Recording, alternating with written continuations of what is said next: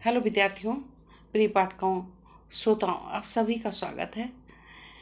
पिछले वीडियो में हमने सुना कि राय साहब ने एक उत्सव किया जो एक जमींदार हैं और उसमें उन्होंने खाने पीने का भी बहुत अच्छा प्रबंध किया था। एक प्रसंग भी रखा था। तो खाने पीने के बाद और प्रसंग देखने के बाद जो उनके गेस्ट आए हुए थे वो सब चले जाते हैं। केवल उनके जो खास लोग होते हैं, मित्र मंडली, वो रुक जाती है। और अगले दिन वह प्रातःकाल सब लोग तैयार होकर शिकार के लिए प्रोग्राम बनता है। शिकार में मालती भी साथ जाती हैं और वहाँ जाकर जंगल में दो दो की मंडली बनती है। सभी अपनी अपनी निश्चित दिशा में चले जाते हैं। राय साहब और खन्ना की टोली थी।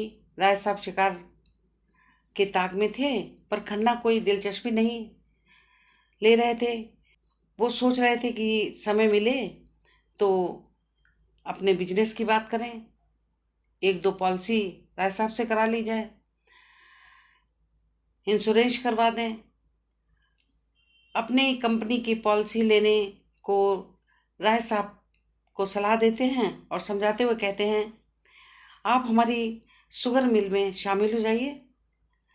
हिस्से धड़ाधड़ बिक रहे हैं, 1000 हिस्सा आप खरीद लीजिए। राय साहब के कहने पर कि इतने रुपए कहाँ से लाऊंगा, तो खन्ना राय देते हैं कि मेरी कंपनी से एक अच्छी पॉलिसी ले लीजिए। 100-200 तो आप आसानी से हर महीने निकाल लेंगे और डाल देंगे। इकट्ठी रकम 40-50 हज़ार मिल जाएगी आपको। और आगे समझाते हुए कहते हैं, हमारी नियमावली देखिए, हम पूर्ण सहकारिता के सिद्धांत पर काम करते हैं। दफ्तर और कर्मचारियों के खर्च के सिवा नफ़े की एक पाई भी किसी की जेब में नहीं जाती। आपको आश्चर्य होगा कि इस नीति से कंपनी कैसे चल रही है, और मेरी सलाह से तो थोड़ा सा स्पेकुलेशन का काम भी शुरू कर दीजिए। ये जो सैकड़ों करोड़पति बने हुए हैं, सब किसी स्पेकुलेशन से बने हैं। रुई, शक्कर, गेहूं, रबड़, किसी जीन्स का सट्टा कीजिए, मिनटों में लाखों का वारा न्यारा हो जाता है। काम जरा अटपटा है, बहुत से लोग गच्चा खा जाते हैं। लेकिन वही जो अनाड़ी हैं, आप जैसे अनुभवी, सुशिक्षित और दूरंदेश लोगों के लिए इससे ज़्यादा नफ़े का काम नहीं। बाजार का चढ़ाव उतार कोई आकस्मिक घटना नहीं, इसका भी विज्ञान है। एक बार उसे गौर से देख लीजिए, फिर क्या मजाक कि धोखा हो जाए। राय साहब कंपनियों पर अविश्वास करते थे, एक बार इसका कड़वा अनुभव हो चुका था। लेकिन मिस्टर खन्ना को उन्होंने अपनी आंखों के सामने बढ़ते हुए देखा और उनकी कार्य क्षमता के कायल हुए थे।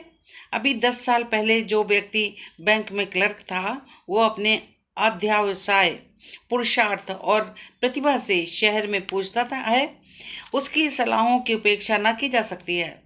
इस विषय में अगर खन्ना उनके पथ प्रदर्शक हो जाएं, तो उन्हें बहुत कुछ कामयाबी हो सकती है। ऐसा अवसर क्यों छोड़ा जाए? तरह तरह के प्रश्न करते रहे। सहसा एक देहाती एक बड़ी सी टोकरी में कुछ जड़ें, कुछ पत्तियां, कुछ फूल लिए नजर आता है।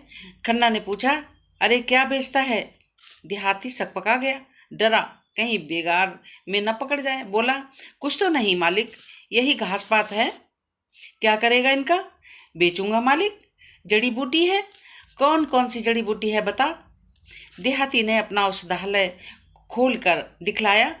मामूली चीज़ें थीं जो जंगल के आदमी उखाड़ कर ले जाते हैं और शहर में अत्तारों के हाथ 2-4 आने में बेच आते हैं, जैसे मकोए, कंघी, सहदैया, कुकरौंधे, धतूरे के बीज, मदार के फूल, करंजे, घुमची आदि। हर एक चीज़ दिखाता था और रटे हुए शब्दों में उनके गुण भी बयान करता जाता था। यह मकोए है सरकार, ताप हो, मंदाग्नि हो, तिल्ली हो, धड़कन हो, शूल हो, खांसी हो, एक खुराक में आराम हो जाए। यह धतूरे के बीज हैं मालिक, गठिया हो, बाय हो। खन्ना ने दाम पूछा तो उसने 8 आने कहे। खन्ना ने 1 रुपया फेंक दिया और उसे पड़ाव तक रखाने का हुक्म दिया। गरीब ने मुंह मांगा दाम ही नहीं पाया, उसका दुगना पाया। आशीर्वाद देता चला गया। राय साहब ने पूछा, आप ये घास पात लेकर क्या करेंगे? खन्ना ने मुस्कुराकर कहा, इनकी अशर्फियाँ बनाऊंगा। मैं किमिया अगर हूँ, यह आपको शायद मालूम नहीं। तो यार वह मंत्र हमें भी सिखा दो। हाँ हाँ, शौक से शागिर्दी कीजिए। पहले 1.25 लड्डू लाकर चढ़ाइए, तब बतलाऊंगा। बात यह है कि यह मेरे तरह तरह के आदमियों से सबका पड़ता है।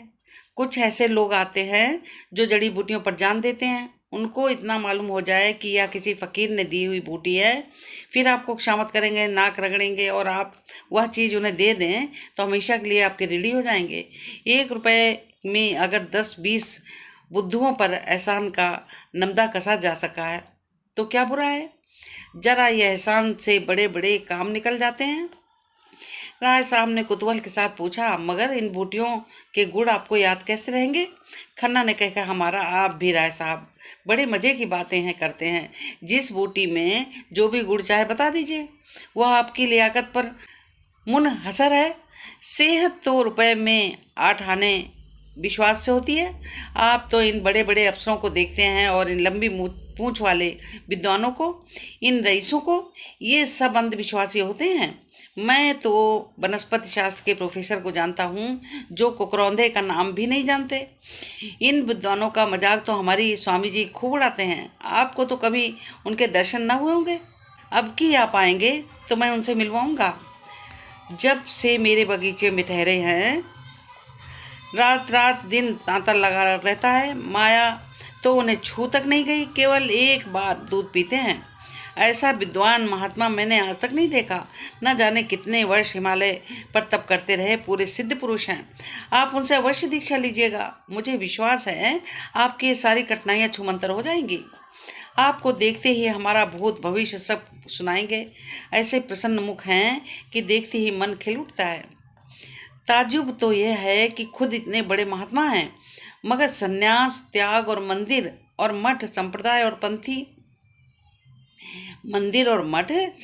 पंथी इन सबको ढोंग कहते हैं, पाखंड कहते हैं। रूढ़ियों के बंधन को तोड़ो और मनुष्य बनो। देवता बनने का ख्याल छोड़ो, देवता बनकर तुम मनुष्य ना रहोगे। राय साहब ने मन में शंका हुई। महात्माओं में उन्हें भी वह विश्वास था जो प्रभुता वालों में आमतौर पर होता है। दुखी प्राणी को आत्मचिंतन में जो शांति मिलती है, उसके लिए वो लालायित रहते। जब आर्थिक कठिनाइयों से निराश हो जाते हैं, मन में आता संसार से मुंह मोड़कर एकांत में बैठे और मोक्ष की चिंता करें। संसार के बंधनों को वह साधारण मनुष्यों की भांति आत्मोन्नति के मार्ग की बाधाएं समझते थे। उनसे दूर हो जाना ही उनके जीवन का आदर्श था। लेकिन संन्यास और त्याग के बिना बंधनों को तोड़ने का और क्या उपाय है? लेकिन जब वह संन्यास का ढोंग कहते हैं तो खुद क्यों संन्यास लिया है? उन्होंने संन्यास कब लिया है साहब? वो तो कहते हैं आदमी को अंत तक काम करते रहना चाहिए। विचार स्वतंत्र उनके उपदेशों का तत्व है। मेरी समझ में कुछ नहीं आ रहा है। विचार स्वातंत्र का आशय क्या है? समझ में तो मेरी भी कुछ नहीं आया। अब की आइए तो उनसे बातें हों। वह प्रेम को जीवन का सत्य कहते हैं और उसकी ऐसी सुंदर व्याख्या करते हैं कि मन मुग्ध हो जाता है। मिस मालती को उनसे मिलाया नहीं, आप भी दिलगी करते हैं।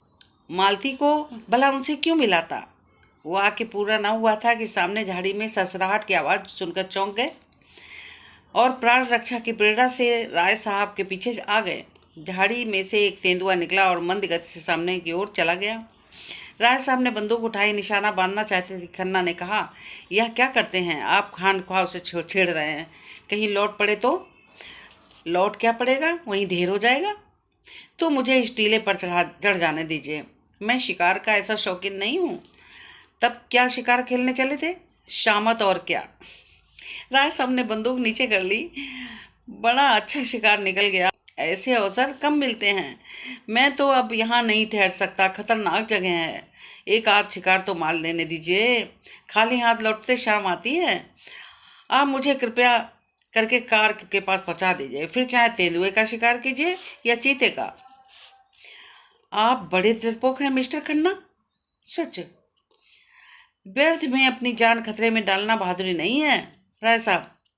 अच्छा, तो आप खुशी से लौट जाइए खन्ना जी। अकेला? रास्ता बिल्कुल साफ है। जी नहीं, आपको मेरे साथ चलना पड़ेगा। राय साहब बहुत समझाया मगर खन्ना ने एक ना मानी। मारे भय के उनका चेहरा पीला पड़ गया।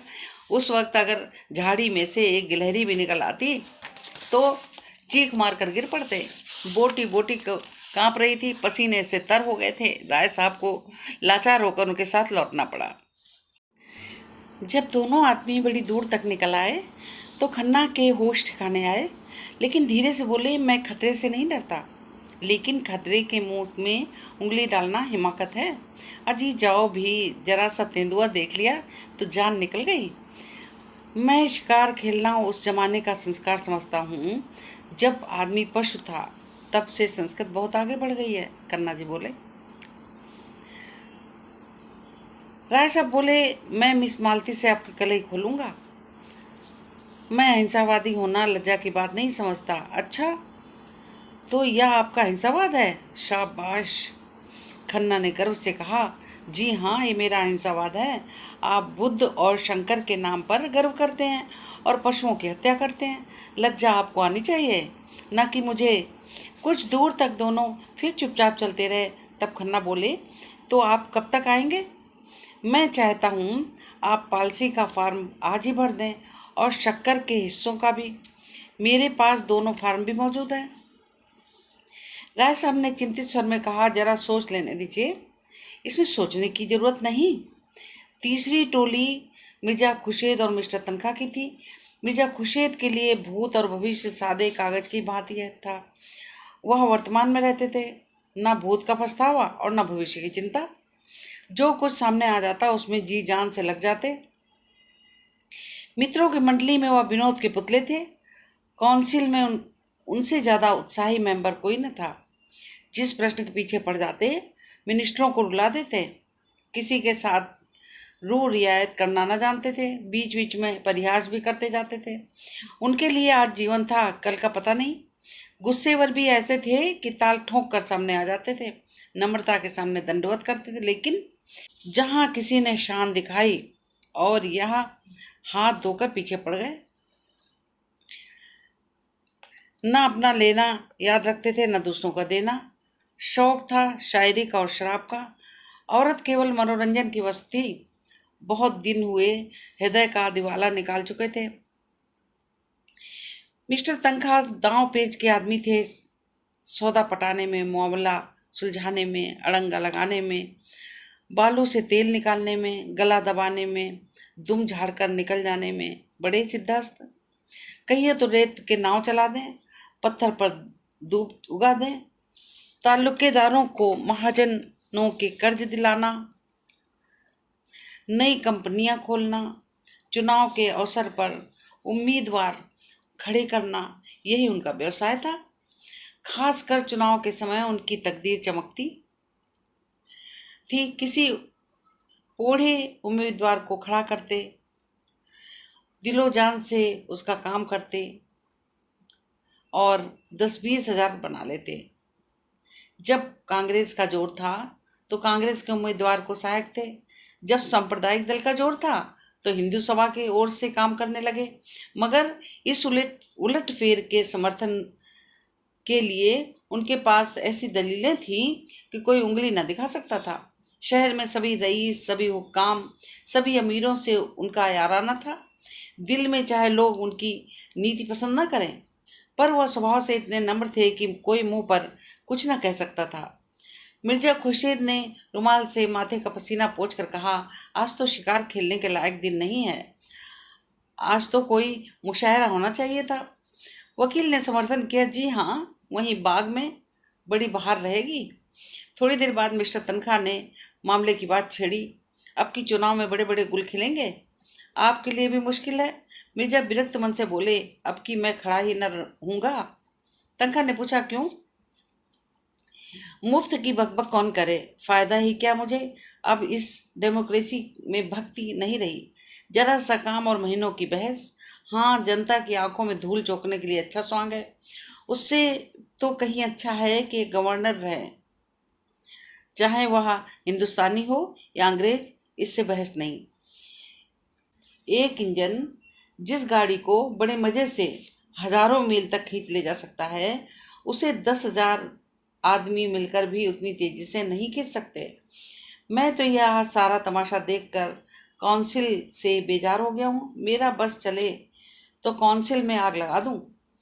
जिसे हम डेमोक्रेसी कहते हैं वह व्यवहार में बड़े बड़े व्यापारियों जिम्मेदारों का राज्य है और कुछ नहीं।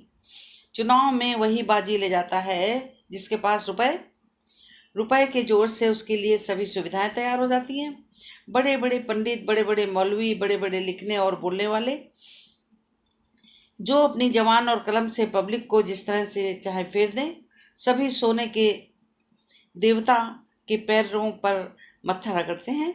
मैंने तो इरादा कर लिया है, अब इलेक्शन के पास ना जाऊंगा। मेरा प्रोपेगंडा अब डेमोक्रेसी के खिलाफ होगा।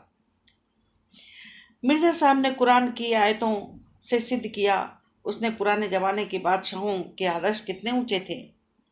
आज तो हम उसकी तरफ ताक भी नहीं सकते, हमारी आंखों में चकाचौंध आ जाएगी। शाह को खजाने की एक कौड़ी भी निजी खर्च में लाने का अधिकार न था। वह किताबें नकल करके, कपड़े सीकर, लड़कों को पढ़ाकर अपना गुजर करता था। मिर्जा ने आदर्श महिपों की एक लंबी सूची गिना दी। कहाँ तो वह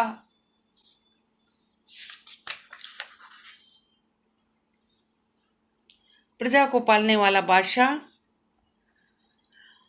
कहाँ आजकल के मंत्री मिनिस्टर। 5, 6, 7, 8 हजार माहवार मिलना चाहिए। या लूट है या डेमोक्रेसी। हिरणों का झुंड चरता हुआ नजर आया। मिर्जा के मुख पर शिकार का जोश चमक उठा। बंदूक संभाली, निशाना मारा। एक काला सा हिरन गिर पड़ा। वह मारा। उस उन्मत्त ध्वनि के साथ मिर्जा भी बेतहाशा दौड़े, बिल्कुल बच्चों की तरह उछलते हुए तालियां बजाते। समीप ही एक वृक्ष पर एक आदमी लकड़ियां काट रहा था। वह चटपट बच्चे से उतरकर मिर्जा जी के साथ दौड़ा।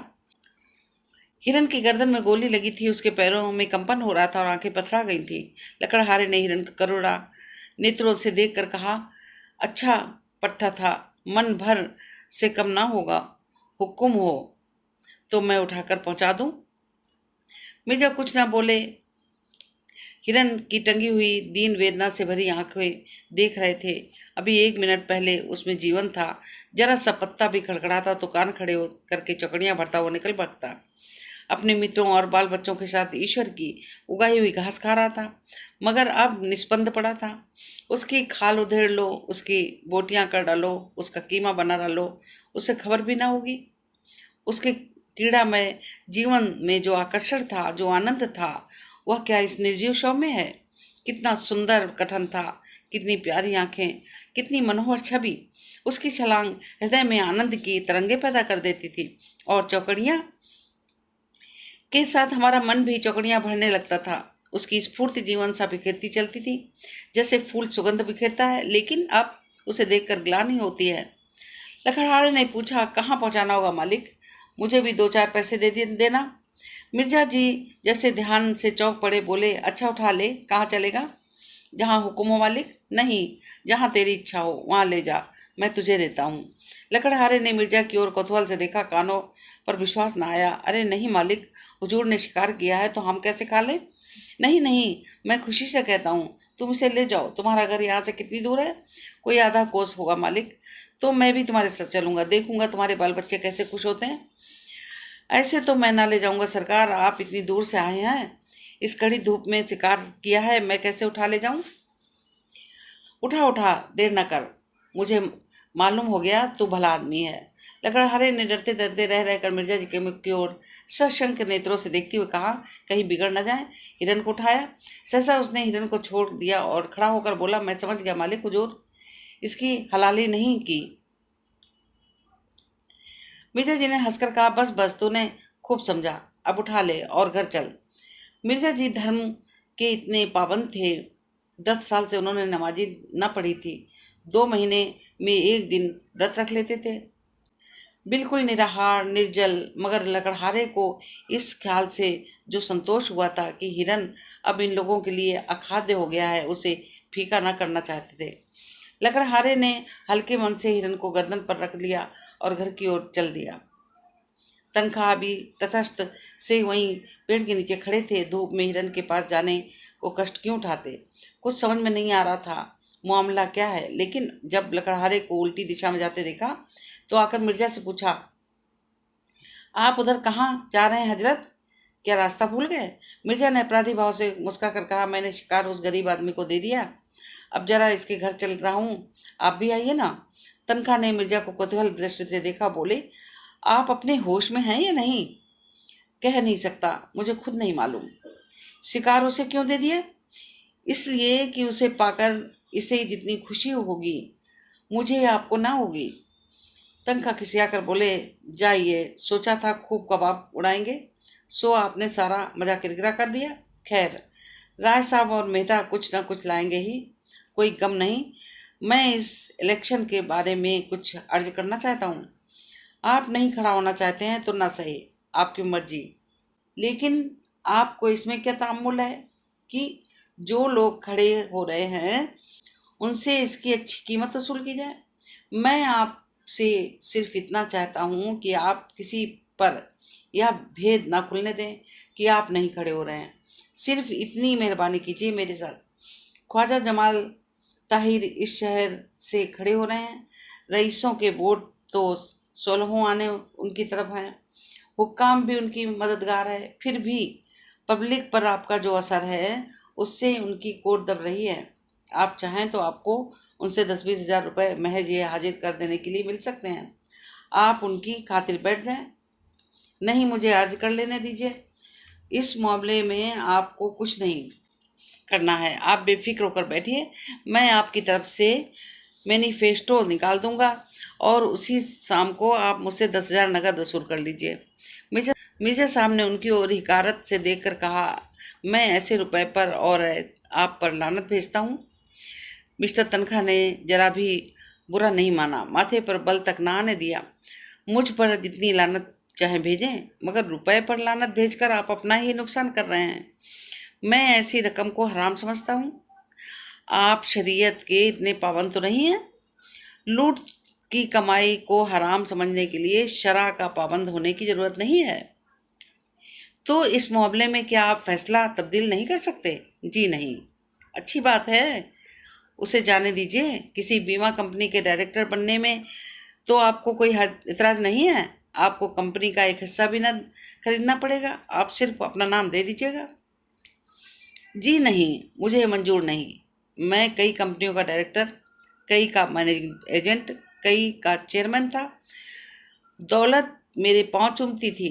मैं जानता हूँ दौलत से आराम और तकल्लुफ़ के कितने सामान जमा किए जा सकते हैं, मगर ये भी जानता हूँ कि दौलत इंसान को कितना खुदगर्ज बना देती है, कितना ऐश पसंद, कितना मक्कार, कितना कितना बेगैरत। वकील साहब को फिर कोई प्रस्ताव करने का साहस ना हुआ। मिर्जा जी की बुद्धि और प्रभाव में उनको तो विश्वास था, वह बहुत कम हो गया। उनके लिए धन ही सब कुछ था और ऐसे आदमी से जो लक्ष्मी को ठोकर मारता हो उनका कोई मेल ना हो सकता था।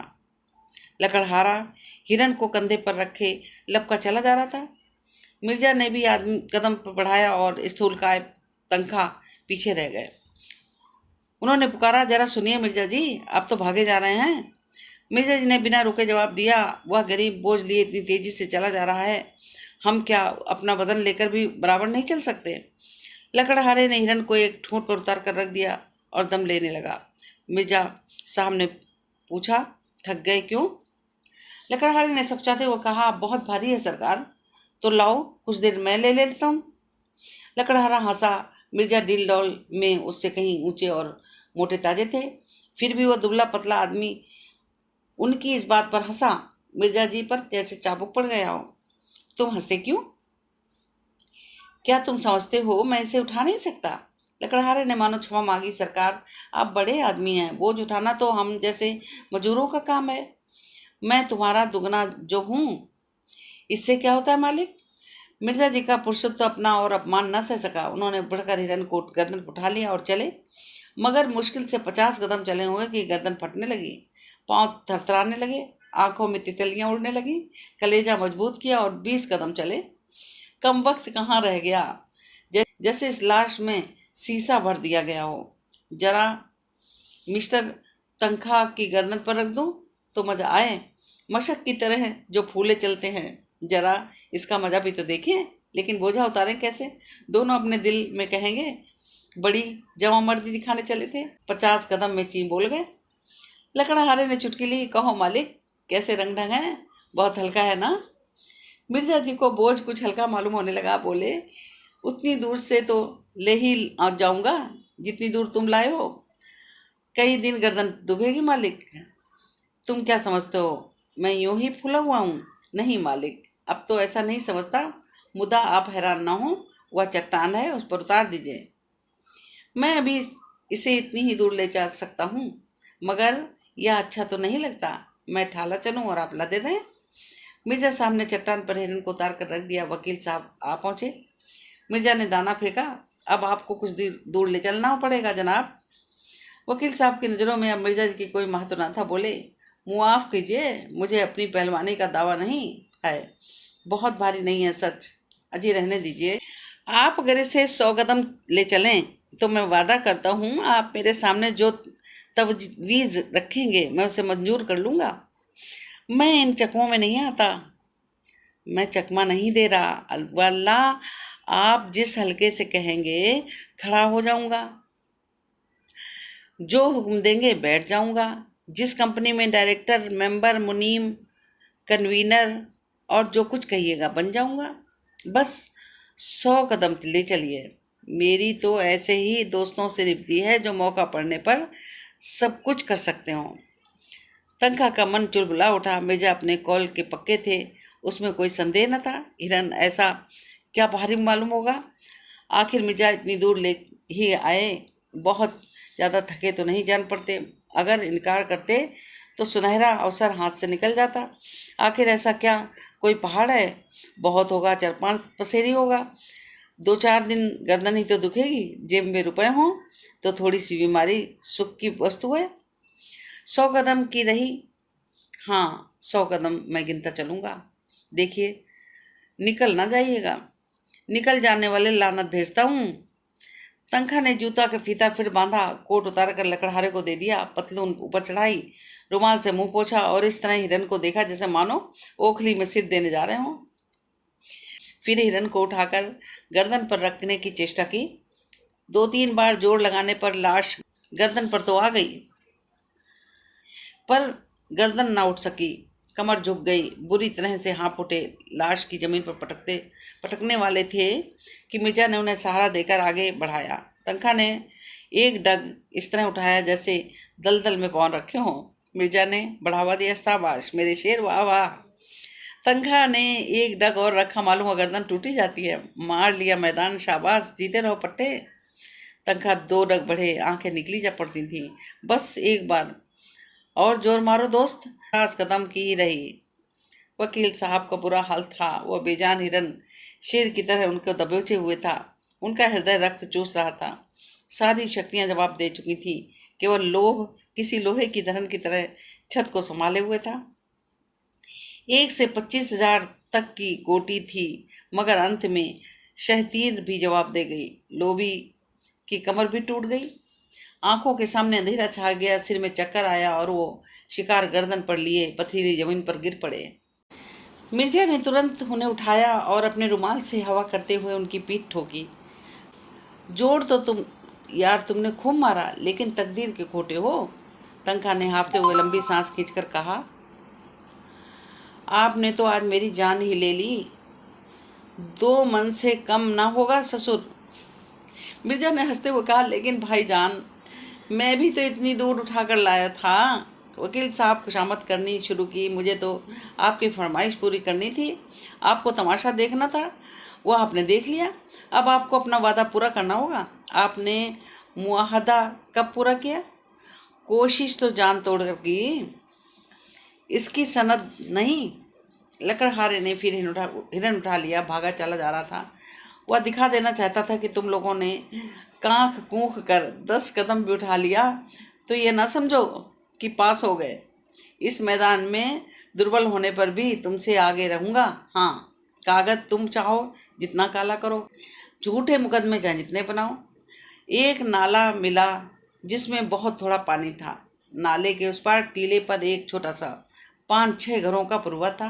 कई लड़के इमली के नीचे खेल रहे थे। लकड़हारे को देखते ही सब दौड़ पड़े, उसका स्वागत किया। लगे पूछने, किसने मारा बापू, कैसे मारा, कहाँ मारा, कैसे गोली लगी, कहाँ से लगी, इसी को क्यों लगी और हिरणों को क्यों नहीं लगी। लकड़हारा हूँ हाँ करता हुआ इमली के नीचे पहुंचा और हिरण को उतार कर पास की झोपड़ी से दोनों महानुभावों के लिए खाट लेने दौड़ा। उसके चारों लड़कों और लड़कियों ने शिकार को अपने चार्ज में ले लिया और अन्य लड़कों को भगाने की चेष्टा करने लगे। सबसे छोटे लड़के ने कहा, ये हमारा है। उसकी बड़ी बहन ने, जो 14-15 साल की थी, मेहमानों की ओर देखकर छोटे भाई को डांटा, चुप, नहीं तो सिपाही पकड़ ले जाएगा। मिर्जा ने लड़के को छेड़ा, तुम्हारा नहीं हमारा है। बालक ने हिरन पर बैठकर अपना कब्जा सिद्ध कर दिया और बोला, बापू तो लाए हैं। बहन ने सिखाया, कह दे भैया तुम्हारा है। इन बच्चों की माँ बकरी के लिए पत्तियां तोड़ रही थी। दो नए भले आदमियों को देखकर जरा सा घूंघट निकाल लिया और शर्माई कि उसकी साड़ी कितनी मैली, कितनी फटी, कितनी उटंगी है। वह इस वेश के में मेहमानों के सामने कैसे जाए, और गए बिना काम नहीं चलता, पानी वानी देना है। अभी दोपहर होने में कुछ कसर थी, लेकिन मिर्जा साहब ने दोपहरी इस गांव में काटने का निश्चय किया। गांव के आदमियों को जमा किया, शराब मंगवाई, शिकार पका, समीप के बाजार में घी और मैदा मंगवाया। सारे गांव को भोज, छोटे बड़े, स्त्री पुरुषों सबों ने दावत उड़ाई। मर्दों ने खूब शराब पी, मस्त होकर शाम तक गाते रहे और मिर्जा जी बालकों के साथ शराबियों के साथ शराबी, बूढ़ों के साथ बूढ़े, जवानों के साथ जवान बने हुए थे। इतनी ही देर में सारे गांव में उनको इतना घनिष्ठ परिचय हो गया था मानो यहीं के निवासी हों। लड़के तो उन पर लदे पड़ते थे और कोई उनकी फुंदनेदार टोपी सिर पर रख लेता था, कोई उनकी राइफल कंधे पर रख लेता, अकड़ता हुआ चलता, कोई उनकी कलाई की घड़ी खोलकर अपने कलाई पर बांध लेता। मिर्जा ने खुद खूब देशी शराब पी, झूम झूम कर जंगली आदमियों के साथ गाते रहे। जब ये लोग सूर्यास्त के समय यहाँ से विदा हुए, गांव भर के नर नारी इन्हें बड़ी दूर तक पहुँचाने आए। कई तो रोते थे। ऐसा सौभाग्य उन गरीबों के जीवन में शायद पहली बार आया कि किसी शिकारी ने उनकी दावत की हो। जरूर यह कोई राजा था, नहीं तो इतना दरिया दिल किसका होता है। उनके दर्शन भी काहे के होंगे। कुछ दूर चलने के बाद मिर्जा जी ने फिर कर देखा और बोले, बेचारे कितने खुश थे, काश मेरी ज़िंदगी में ऐसे मौके रोज आते। आज का दिन बड़ा मुबारक था। तनखा ने बेरुखी से कहा, आपके लिए मुबारक होगा, मेरे लिए तो मनहूस ही है। मतलब कि कोई बात ना हुई। दिन भर जंगलों और पहाड़ों की खाक छानने के बाद अपना मुँह सा लिए लौट जाते आते थे। मिर्जा ने निर्दयता से कहा, मुझे आपके साथ हमदर्दी नहीं है। दोनों आदमी जब बरगद के नीचे पहुंचे तो दोनों टोलियां लौट चुकी थी। मेहता मुंह लटकाए हुए थे, मालती बिवन सी अलग बैठी थी। जो नई बात थी, राय साहब और खन्ना दोनों भूखे रह गए थे। किसी के मुंह से बात ना निकलती थी। वकील साहब इसलिए दुखी थे कि मिर्जा ने उनके साथ बेवफाई की थी। अकेले मिर्जा साहब प्रसन्न थे और प्रसन्नता भी अलौकिक थी। इस तरह से विद्यार्थियों, ये आपका 7वां भाग उपन्यास का समाप्त होता है। अगली वीडियो में मिलेंगे। धन्यवाद।